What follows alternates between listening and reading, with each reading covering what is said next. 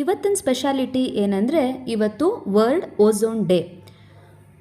Ozone ಬಗ್ಗೆ ಜನರಿಗೆ ಮಾಹಿತಿಯನ್ನು ನೀಡೋದೇ ಇದರ ಉದ್ದೇಶ.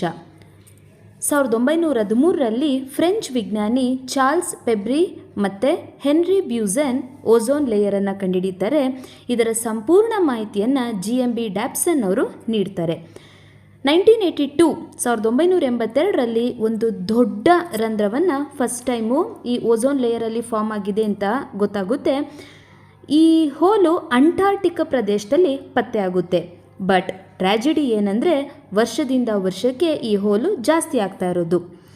ಈ ಓಝೋನ್ ಲೇಯರ್ ಏನಾದರೂ ನಾಶ ಆದರೆ ಸೂರ್ಯನ ನೇರಳಾತೀತ ಕಿರಣಗಳೇನಿದೆ ಅದು ಡೈರೆಕ್ಟಾಗಿ ನಮ್ಮ ಸ್ಕಿನ್ ಮೇಲೆ ಬೀಳೋದ್ರಿಂದ ಮನುಷ್ಯರಿಗೆ ಚರ್ಮರೋಗ, ಉಸಿರಾಟದ ಸಮಸ್ಯೆಗಳೆಲ್ಲ ಕಂಡುಬರುತ್ತೆ. ಮತ್ತು ಅನಿಮಲ್ಸ್ಗೂ ಕೂಡ ಬೇರೆ ಬೇರೆ ನಾನಾ ತರಹದ ರೋಗಗಳು ಕಂಡುಬರುತ್ತೆ. Thank you.